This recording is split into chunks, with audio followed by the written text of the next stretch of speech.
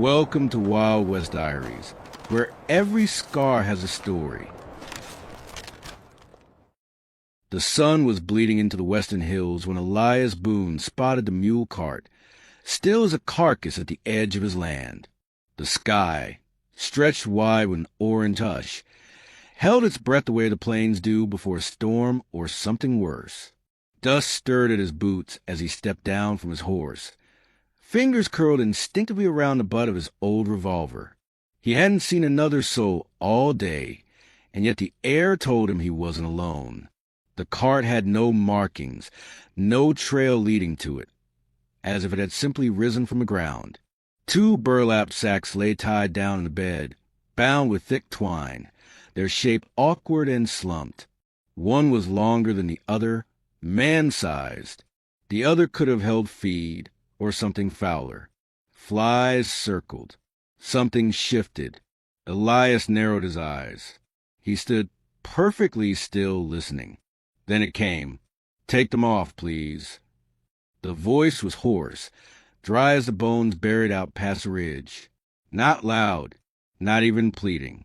Just a threadbare whisper that didn't belong to the wind. His pulse climbed like a rider with no reins. He stepped forward, boots crunching gravel. With his knife, he sliced through the rope, each pull dragging time. The top sack unfurled, slow as molasses. Dust spilled, then a cough. Wet, rasping. Elias dropped to his knees. What stared back at him wasn't a ghost. It was a face he knew better than his own. Clara, his wife. Her skin was cracked from sunburn, face gaunt, lips split. Dried blood painted her cheek like war paint. Her wrists, bound together with frayed cloth, trembled in her lap. Her eyes met his with none of the fire he remembered, only the dull weight of surviving too long. She tried to sit up, coughed, and nearly fell out of the cart. Elias caught her without thinking, arms wrapping around the bones that used to dance in his embrace. He didn't speak. Couldn't. A rush of memories drowned him. Her laugh echoing from the barn, the way she hummed while stirring stew, the scar above her right brow from when she fell trying to ride a bull like her brothers. But none of those belonged to this woman. This woman had been stripped of the world. Clara's lips moved again. "You didn't know." No, he didn't. 3 years ago, they told him she'd been taken. Her horse found half dead in the canyons. No body, no ransom, just an assumption from the town that she was gone, one way or another. And maybe a few had whispered things he couldn't bear to hear. She ran off, she wanted to leave. He carried her like something sacred, careful not to jostle the pieces of her spirit that hadn't settled yet. The house hadn't changed. He had lived in it like a mausoleum, her things still hanging, still folded, still waiting. He placed her in their bed, pulling the quilt up to her chest like she used to do for him when the fevers came. Outside, a rider approached. Elias stood on the porch as Sheriff Alton Graves pulled his horse to a halt. Dust followed the man like sin. "Heard you found something," the sheriff said, voice tight as boot leather.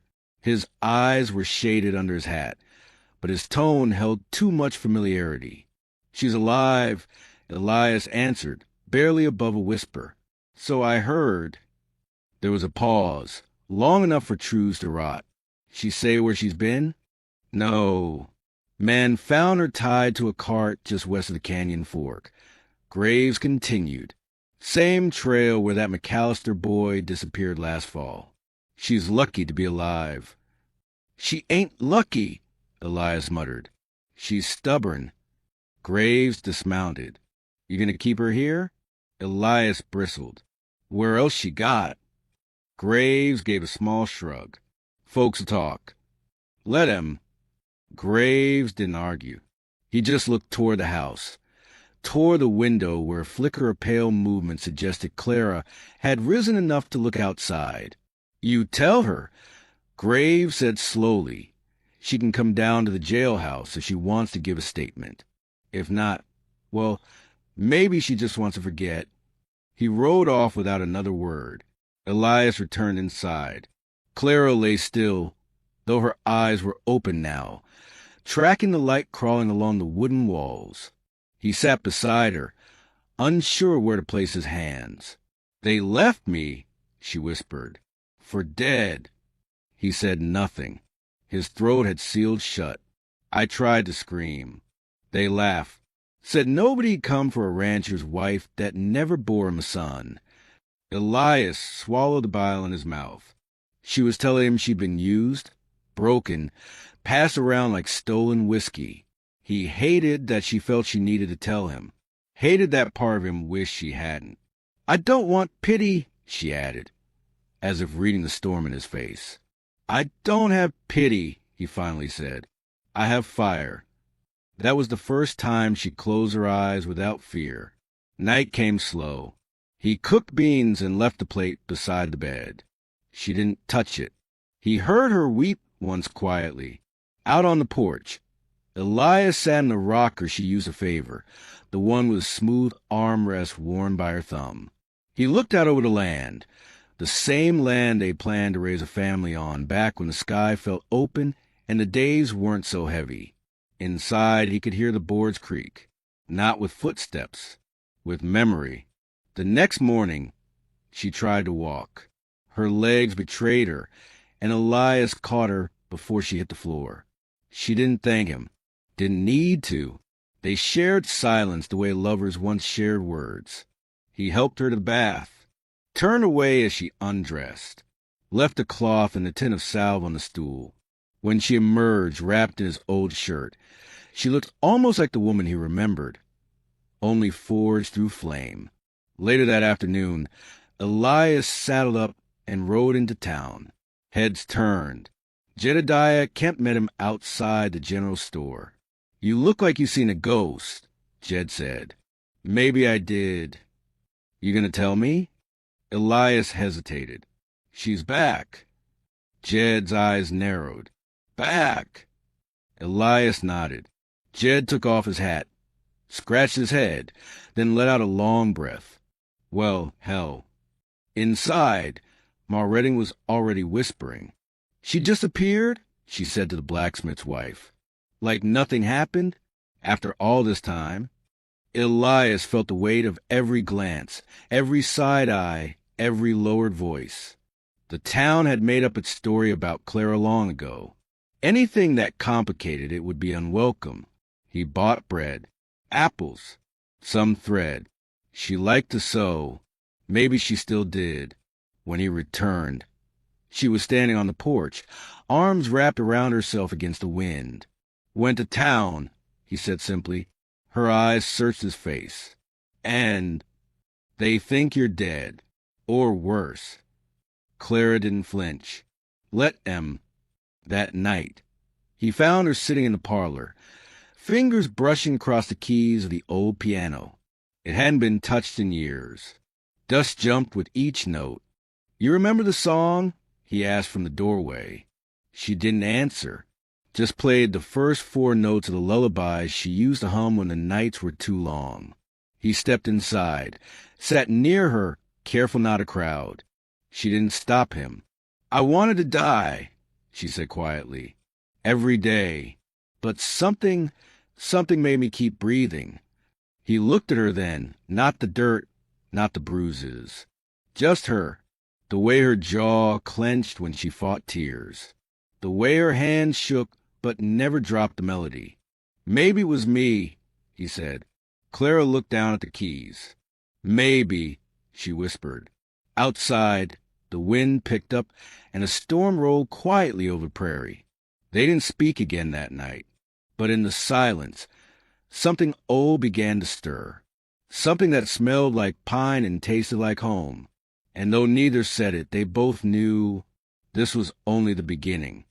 By the time the 3rd morning arrived, the town had already carved Clara Boone into a new legend. In St. Hollow, stories bloomed quicker than crops ever did. Women whisper her name like it was a caution. Men glanced up from their whiskey with wary respect or something colder. Children were warned not to stare too long at the Boone Ranch when they passed it on their way to school. And through it all, Clara remained silent, a ghost made flesh, wandering rooms of her old home as though waiting for it to remember her. Elias Boone kept his voice soft, movement slower than usual, as if loud noise might fracture what little ground she'd regained. He left water on the bedside table, stew warming in the hearth, a quilt she'd stitched herself before she vanished, folded and ready on the rocking chair. Clara took none of it with thanks, nor with protest. She simply moved like a figure half returned from some faraway place, unsure if she was meant to stay. Each day, she found a new corner to clean, not out of obligation, but almost out of instinct, like retracing a life left behind. Dust was wiped from the mirror in the parlor. The windows were unlatched to let in morning breeze. Her fingertips brushed books on the shelf, as if seeking memories trapped in their pages. She rarely looked Elias in the eye. The first time she walked outside, barefoot on the porch, Elias paused mid-chop by the woodpile. She stood there, arms folded, gazing across the land they once dreamed of shaping together. A hawk circled overhead. The sun caught the side of her face and revealed the bruises hadn't yet faded. Neither had her silence. "I can take you to the preacher's if you want sanctuary," Elias offered quietly. She didn't turn to him. "Ain't sanctuary I need." He didn't press. Later that afternoon, Elias rode into town. The ride felt longer than usual. Maybe it was the way his spine tensed every time he thought about the eyes waiting to meet him at the general store. When he dismounted near the watering trough, Ma Redding was already there, polishing apples with her apron and speaking low to Josiah, the tailor. "They say she came back from the dead," Ma muttered, not bothering to lower her voice. "What kind of woman crawls back from that and doesn't speak a word to her neighbors?" Josiah shook his head. "Can't expect her to act proper after what she's been through." "You mean after what she's done?" Ma snapped back. Elias stepped inside before she could finish. He kept his eyes ahead, grabbed coffee, flour, salt. Things they didn't truly need, but he needed the excuse. Jedediah Kemp found him at the counter, quiet as a shadow. "She seen town yet?" Jed asked. "No, maybe for the best." Elias nodded. They already decided her story. Jed leaned closer. "That don't mean it's true. Graves ain't saying much. But I hear one of the ranch hands from Crooked Ridge went missing too. Same night they found her." Elias studied Jed. "You saying she was with them?" "I'm saying things don't line up clean. And Clara's not the kind to vanish without a trail unless someone buried it." On his way out, Elias passed Reverend Hart. The old man simply touched his hat, eyes full of questions he had the grace not to ask. That was more kindness than most. Back home, Clara was on the floor in front of the hearth, trying to piece together the broken leg of a wooden stool. Elias knelt beside her without a word. He handed her a small tin of nails. "I used to fix things faster," she said, not looking at him. "You still can," he replied. She gave a faint smile, barely a curve of the lips, but enough to stop his breath for a heartbeat. That night, he noticed the stew pot had been scraped clean. The next morning, Elias found her sewing by the window. Blue thread looped through a patch of linen. Her fingers moved slowly but surely, looping, tugging, pulling, like the rhythm of a woman trying to reclaim something that had once been hers. "What are you making?" he asked. "Curtains," she said quietly. "For the kitchen?"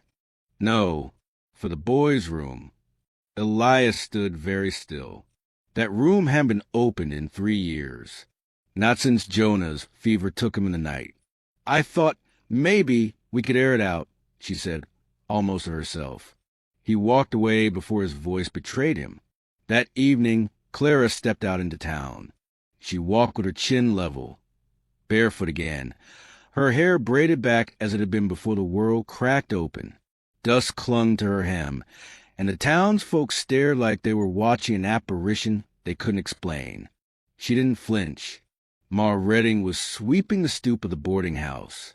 Clara passed her without pause, head held high. Ma narrowed her eyes, lips tightening.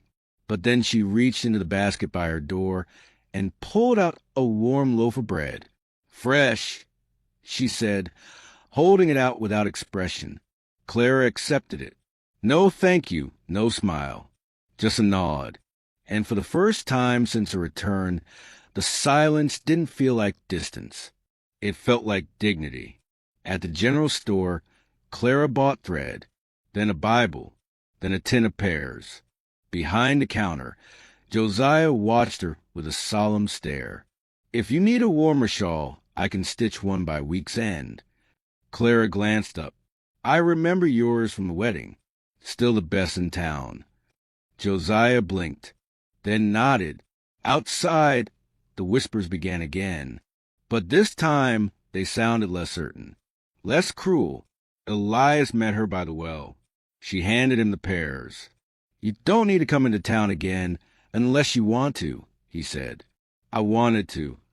That night, as the sun slipped low, they sat on the porch. The silence between them had shifted, less brittle, more like something shared, not suffered. "I remember the first time you kissed me," Clara said. "I had dust on my nose from sweeping the barn. You said I tasted like earth." "You laughed," Elias replied. "I did." The next morning, she went into the boys' room, opened the window. A breeze swept in, chasing stale air with the scent of mesquite and sunrise. Elias watched from the hall. She dusted shelves, folded the tiny shirt still hanging on the post of the bed frame, and placed a new curtain she'd sewn atop the chest at the foot of the bed. She sat in the rocking chair by the window and just stared out over the hills. Later that afternoon, Elias caught Jed by the pasture gate. "You think she's hiding something?" Elias asked. Jed looked him over. "Everyone's hiding something, Elias. But her silence doesn't feel like guilt to me. Feels like pain." "She's stitching Jonah's name into the curtains," Elias murmured. Jed didn't respond for a long while.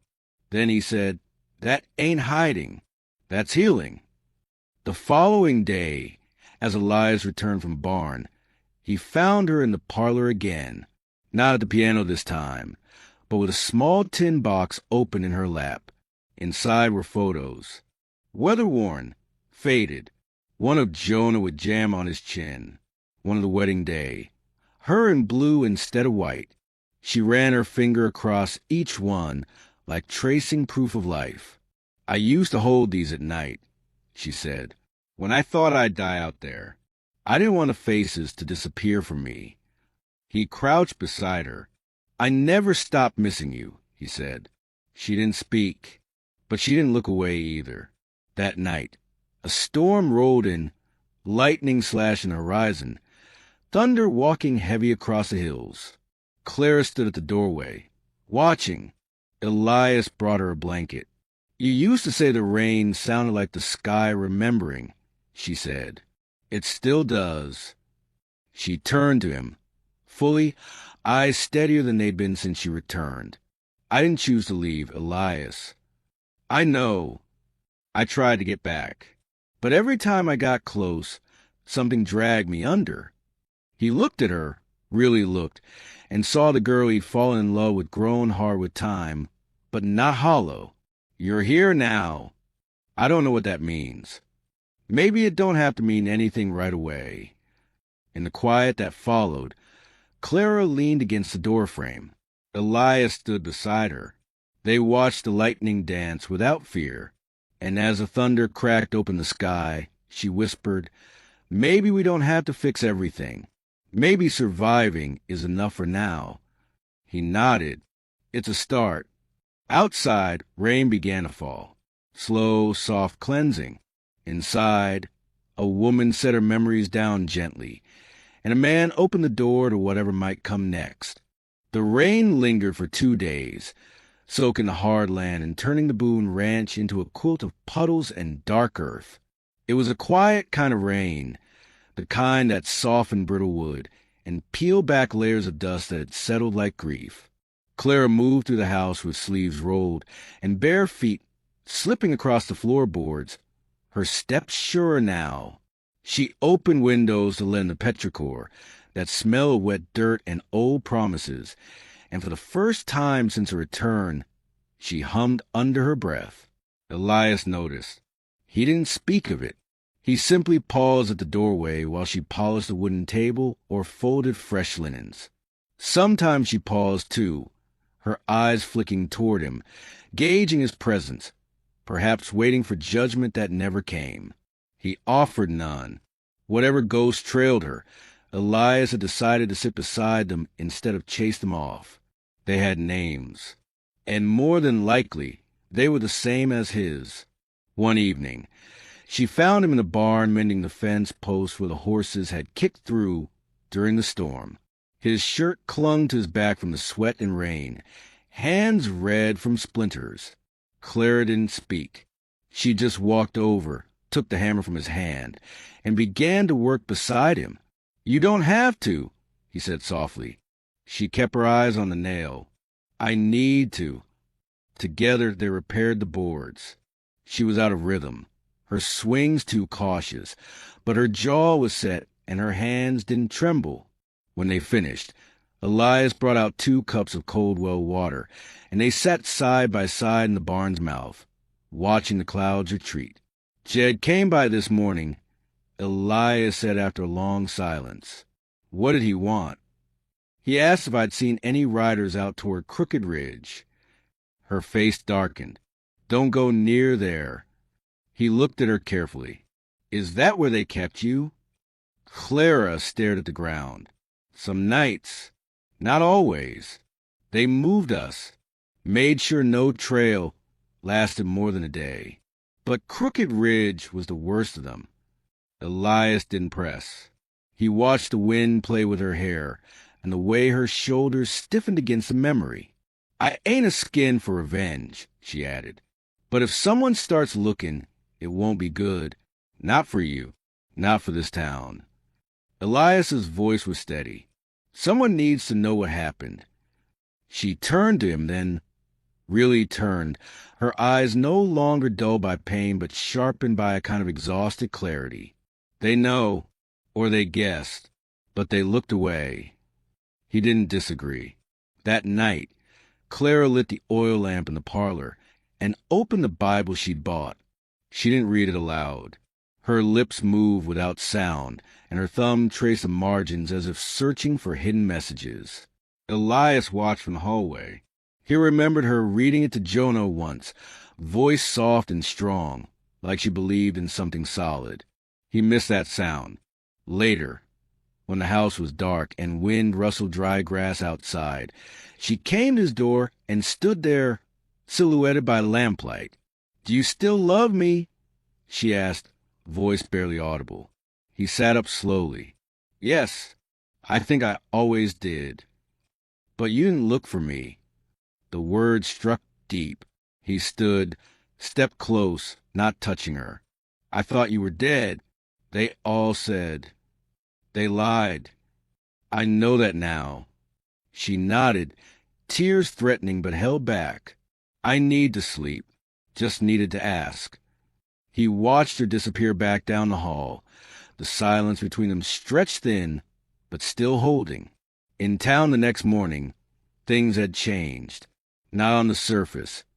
People still muttered, still pretended not to watch as Elias walked past. But there was tension in the air, an unspoken shift. At the blacksmith's, Jed leaned against the wall, jaw tight.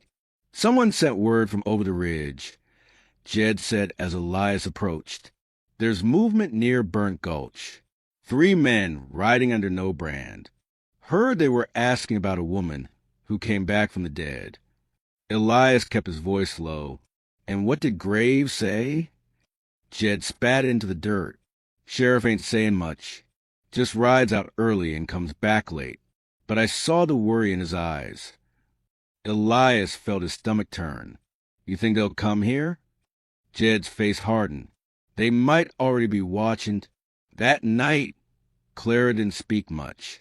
She sat near the fire, darning a tear in one of Elias's old shirts. Her needle moved with practiced grace. Elias sat across from her, reading a dog-eared copy of the Virginian, eyes glancing up every few lines.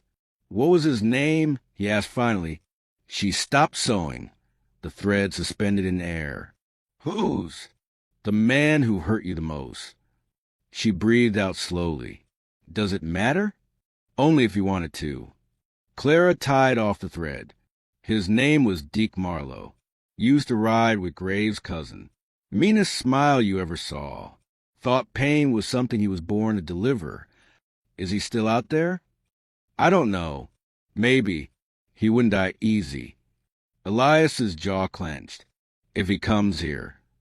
She looked at him, something unreadable behind her gaze. You don't owe me vengeance, Elias. I know, but I won't let him take you again. For the first time since she'd come back, she let herself lean into his shoulder. Not fully, not surrendering, but enough to know he was still there, still solid. 2 days later it happened. It was near dusk when a rider appeared, just one, silhouetted against the bleeding sky. He didn't ride fast. He didn't have to. Some men carried violence without drawing a weapon. Elias stepped off the porch as the rider approached, shotgun cradled in his arms. Clara stood behind the door, watching through the slit. The rider stopped 10 paces from the porch, boots dusty, face weather-worn, scar across his cheek like a jagged smile. Evening, Boone, the man called, tipping his hat. Didn't think you'd be the one still breathing out here. Elias didn't answer. The man's smile deepened. Name's Deke Marlowe. Heard an old ghost might be haunting this ranch. She's no ghost. Elias said, she's home. Deke shifted in his saddle. Thing is, Boone, some folks don't get to just walk away from the past. They owe blood, and I came to collect. She don't owe you a damn thing. I ain't talking to you. I'm talking to her. Clara stepped onto the porch. Slow, calm, her eyes locked on Deke's. You look older, she said, voice flat. He laughed. You look better than you did in that cage. She didn't blink. You came all this way to die. That took the grin off his face. Elias raised the shotgun slightly. You can ride on. No one here's looking for more blood. Deke stared at him, then at Clara. Something in her gaze unsettled him. He spat into the dirt. Ain't worth it anyway. He turned his horse slowly and began to ride away. But he looked back once, not at Elias. At Clara. The moment passed, but the air didn't relax. Not for hours. Not even after the moon rose and the wind carried the rider's scent away. That night, Clara didn't sleep in her old bed. She slept near the fire, her back against Elias's, not quite holding him, but not apart either. His hand brushed against hers once in the dark, and she didn't pull away. The next morning, she made eggs for breakfast. They didn't taste like hers used to, but Elias ate every bite without complaint. Outside, the sky was clear. Birds sang like they hadn't in weeks. Clara sat on the porch, a small book in her lap. She opened it, flipped through the pages, and began to write, not with fear, not with rage, with memory, with intention. Elias watched her through the screen door and knew that whatever storm had carried her away was still inside her, but it no longer owned her. Something had shifted, something strong, something lasting. And though they hadn't said the words aloud, they both knew the reckoning wasn't over, but they would face it together. The morning after Deke Marlowe's visit dawned with a heavy stillness, the kind that blanketed the land before something gave way. Elias stood by the paddock, pitchfork in hand, pretending to tend the hay while his mind paced the porch steps. Clara hadn't spoken much since Deke rode off. She had eaten, worked, sat by the fire, but her silence had deepened, not the fragile kind from before. This one carried a different weight. Something braced. Elias knew that look. He'd seen it once in a mother's face when soldiers took her son, in a neighbor's stare when the locusts came and left nothing but husks. It was the look of someone waiting for the next blow, and daring it to come. He wiped sweat from his brow and glanced toward the house. Clara stood at the window, her hands clasped, her mouth a hard line. She wasn't retreating. She was preparing. Jed rode up just past midday, his horse panting, flanks streaked with foam. He didn't tie it to the post, just swung down and strode toward Elias with urgency drawn in every line of his body. "They're comin'," he said, breath ragged. Two more riders seen at the southern fork. Same men that rode with Deke. Word as they mean to finish what he didn't. Elias exhaled slowly. Sheriff, gone. Disappeared last night. Left his badge hanging on his door. Coward, Elias muttered. Or he knew it was coming, and didn't want the weight of stopping it. They looked toward the house at the same time. "She's not leaving," Elias said, voice low. Jed nodded. Didn't think she would. They spent the afternoon shoring up the property, barricading the barn doors, setting up a barricade on the porch, loading weapons they hoped they wouldn't need. Clara moved among them quietly, braiding her hair back tight. Sleeves rolled her elbows, eyes sharp. She checked the rifle herself. When Elias saw her handling it, steady and practiced, a flicker of pride curled inside his chest, then shame for ever doubting she might be weak. By sunset, the world held its breath. The light stretched long and gold across the fields, catching dust motes like fireflies. Elias stood on the porch with Clara beside him and Jed out near the tree line, watching, waiting. The first rider came just as the sun slipped below the horizon. He was tall and lean, his coat flapping behind him like black wings. Another followed, a heavier man with a crooked nose and a shotgun strapped to his back. Deke rode in last. His smile returned, crueler than before. They didn't stop at the gate. "You had your warning," Deke called as they closed in. "Now we're here to take what's owed." Clara stepped forward, rifle raised, voice steady. "You'll take nothing from me." "You should have stayed in the ground," Deke growled. Elias spoke then, low and calm. "You cross that line, you won't ride back." Deke laughed, but it was thinner now. He looked at Clara. "You remember Red? Said you was a fire he couldn't put out. He's dead now. Left your name carved into his chest like some kind of curse." Clara didn't flinch. "Then may your name join his." The standoff lasted only seconds. Deke raised his pistol. Jed fired from the trees. His bullet struck the heavy one square in the shoulder, sending him sprawling from his saddle. Chaos exploded. Elias took aim and fired once, missed. Clara's shot struck the tall rider's horse. It screamed and bucked, throwing its rider into the dust. Deke charged. He was fast, too fast for Elias to reload. The outlaw leapt from his saddle mid-ride and tackled Elias onto the porch. The rifle clattered across the floor. They struggled, fists flying. Elias grunted as Deke drove a knee into his ribs. But Elias, larger and heavier, forced him back, slamming his head against the wooden boards. Behind them, Clara screamed. Jed's second shot missed the third man entirely as he crawled away into the weeds, clutching his bleeding arm. Deke raked his nails across Elias's face and reached for his pistol. Clara didn't hesitate. She kicked it from his hand and slammed the stock of her rifle into his jaw. He stumbled, blood spraying from his mouth.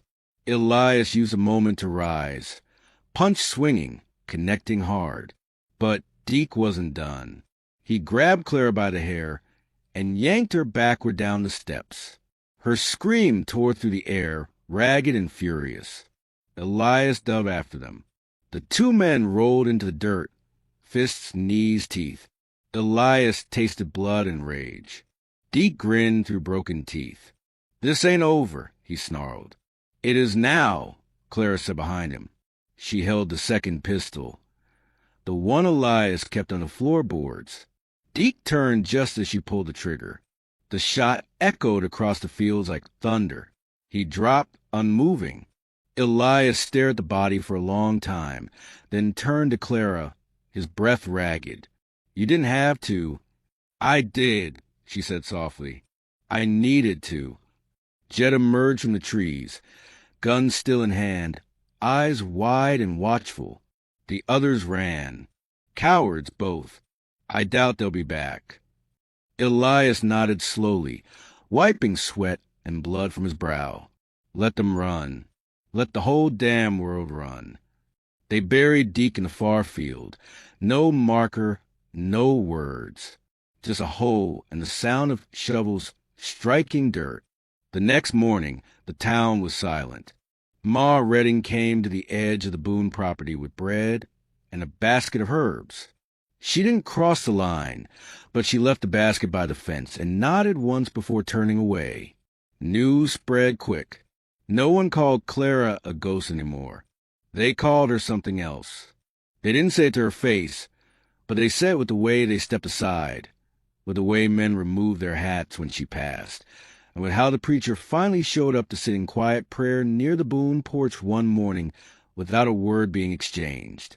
Days passed, then weeks. Clara cleaned the boys' room again. A new set of curtains hung in the window, stitched with stars and stitched with care. She placed a carved wooden horse on the sill, something Jonah had made before his fever took him. One afternoon, she brought out the piano stool and began to play. Her fingers were stiff. The melody was slow, unsure. Elias sat nearby, boots off, eyes closed.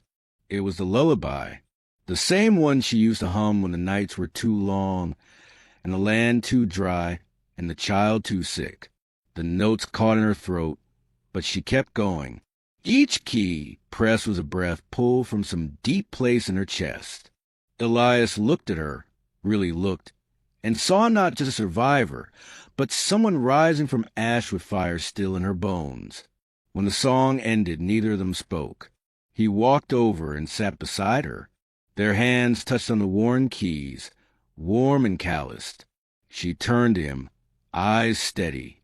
"I don't know what comes next. Doesn't have to be decided today. Do you still want me?" Elias didn't hesitate. "You were never not mine." She leaned into him, not with desperation, but with peace.